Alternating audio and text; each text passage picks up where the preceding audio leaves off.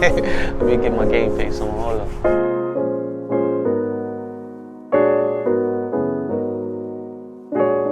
What up, everybody? I go by Fly Ride, TheFaceofCT. You know, I do a whole lot of PSing. That's poetically speaking, if you don't know. I'm from Waterbury, Connecticut, Walnut. And you know, I've been doing my thing for like 5 years. PSing, music, all the above. I'm a Capricorn, you know, the GOAT, greatest of all time. January 19th, birthday coming up, you know, ready to get light.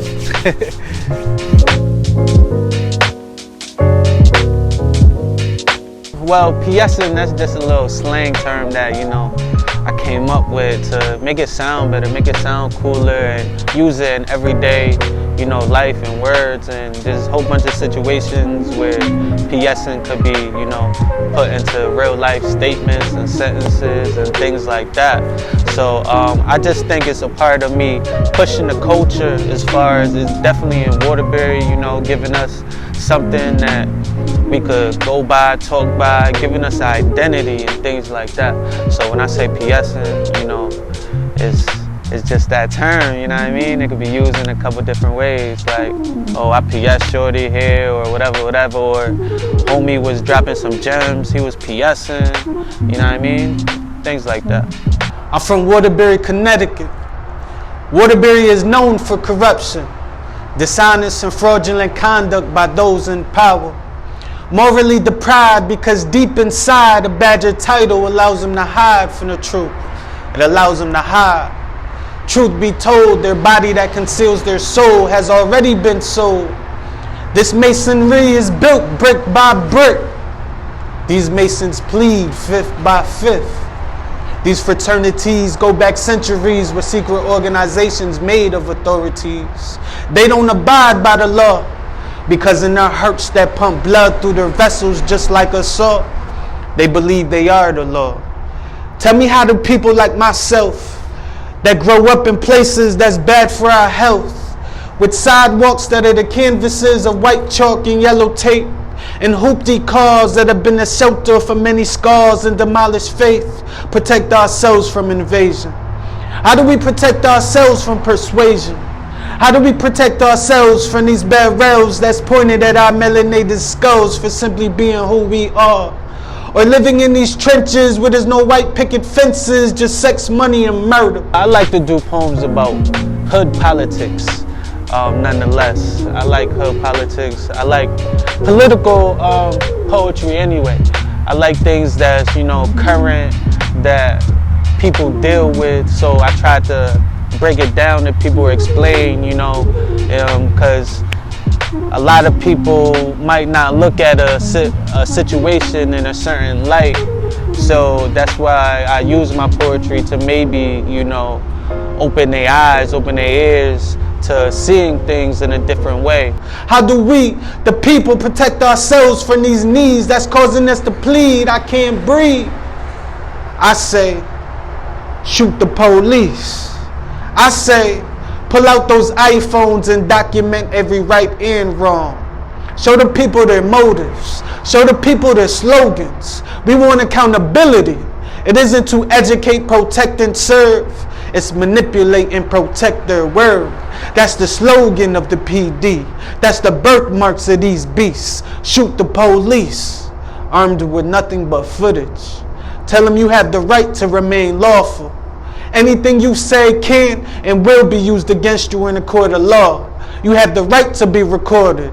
If you cannot afford a device, one will be operated for you by my community. Make them go viral. We see the spark of change that's initiated when we cry out. We're making our rights longer. We're making our breath stronger. They profile us like Facebook. Our melanin gets our face booked. Babylon wants us to shut up and do as we're told. Regardless of the true facts that may unfold, people who coincide with not recording the police have never lived our lives. They never stepped outside and suffered from hood disease. Their mind can't fathom the PTSD we go through in our own neighborhoods when we see the D's. Seeing these crown Vics makes our crowns itch. Seeing these lights glitch makes our hands twitch. Even when we done no wrong, Stating if you do nothing wrong, you have nothing to worry about, is a slap in the face to the people who did nothing wrong but have something to worry about, poetically speaking. It's really about a topic that, you know, people, it touched their souls, and something clean that, you know, is good for all listeners, you know.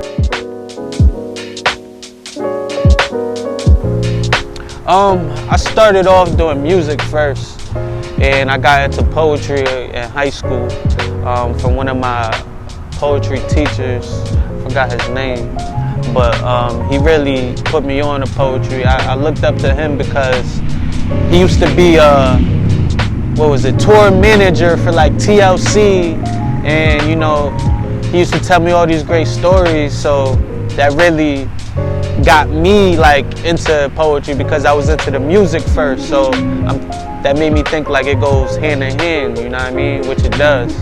So that's kind of how I got started with the poetry, yeah.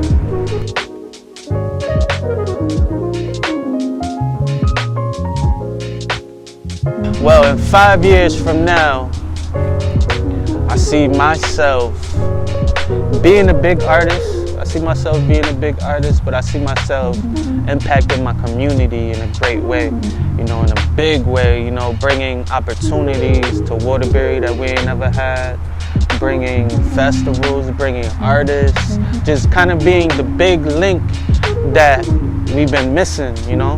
That's why they call me the face of CT, you know. I do things like that to make CT better, make Waterbury better, make artists better, things like that. So that's what I want to happen in 5 years, you know. I want CT to really have a nice, big, creative art scene, and I want me to be a, you know, leading factor in that. And you know, I'm trying to make some money, I'm trying to get rich, I'm trying to do all that. We gotta pay the bills, so we need to make it happen now, it must.